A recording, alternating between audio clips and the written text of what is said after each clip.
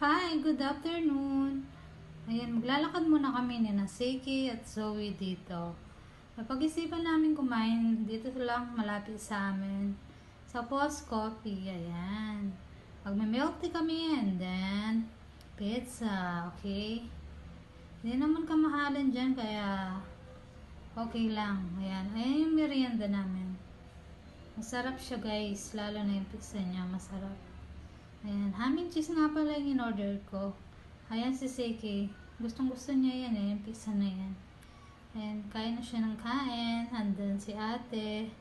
Siyempre si ate, favorite niyo yung matcha. Nag-matcha na rin ako. Buy one, take one guys.